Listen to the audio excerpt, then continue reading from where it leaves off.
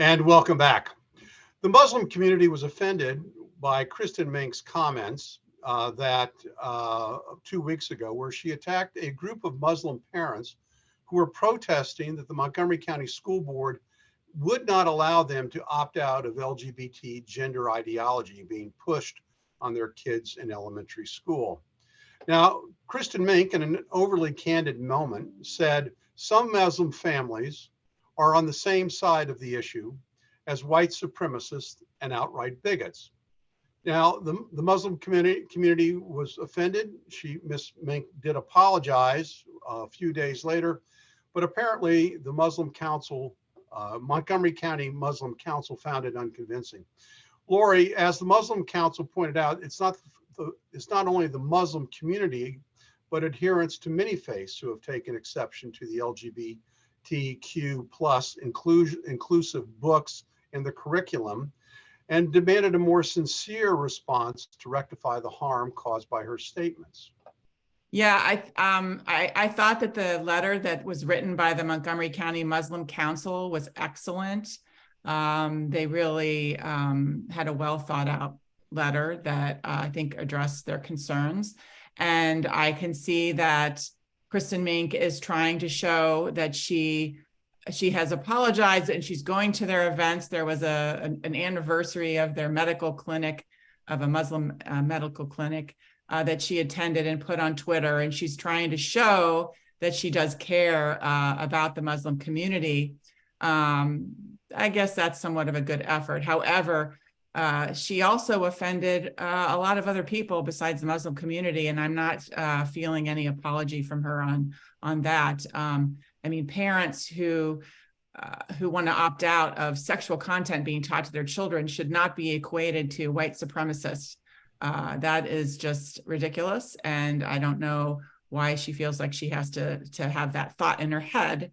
And I just did a little look at her Twitter feed to see if she's, doing a good job on Twitter as well. There's other things that I did not appreciate.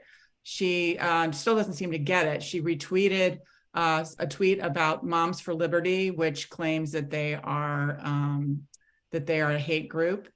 Just because they're listed as a hate group by a far left organization doesn't make them a hate group.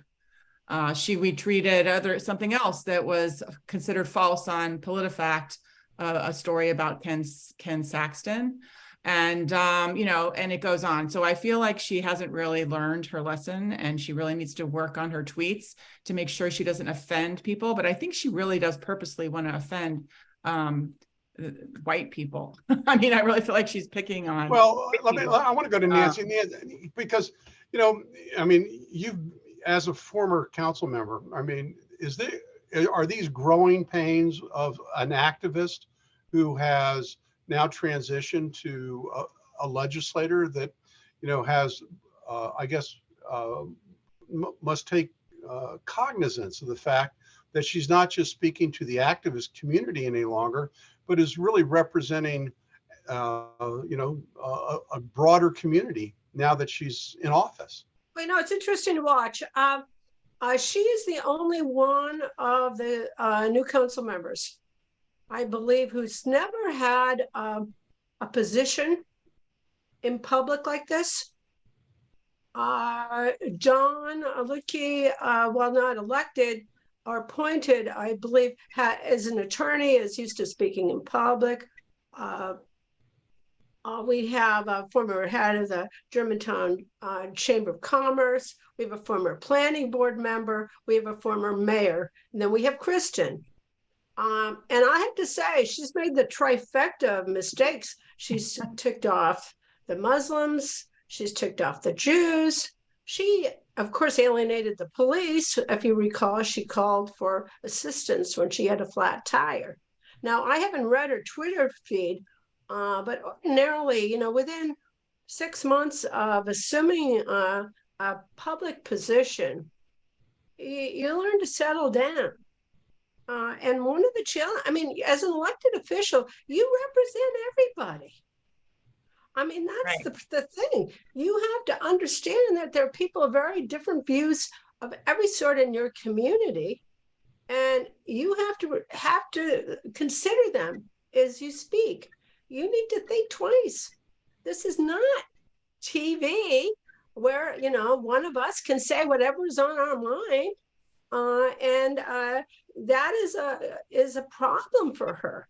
If she's continuing in this vein, as Laurie says, I think, you know, she's going to have kind of a rude awakening.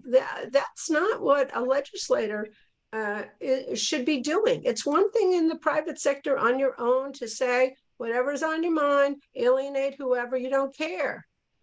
But she should care about the greater good of the community, and she should look for solutions for things. I'm not sure how many of these issues particularly affect her personal district as well.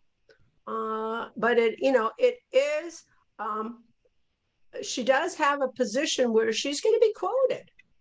And it's, you have to think before you speak. I remember my rookie mistake back when I was on the first appointed to the planning board. I made the mistake of saying, well, it's great to be the youngest person appointed to the planning board. And boy, did I tick my colleagues off.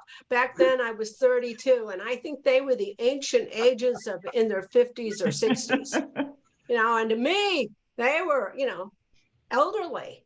And it took a year or two for them to get over being mad about that.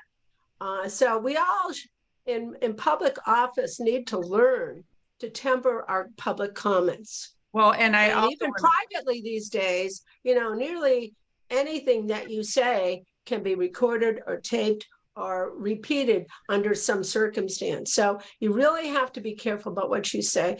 If you want Laurie, to be considered the last 30 seconds on this. I just want to point out in 2019, an entire letter from the entire county council was written about they called conservative women who protested about the people that were killed or people who were raped by illegal immigrants. They called us neo-Nazi sympathizers. So, you know, the name calling needs to stop from the entire county council.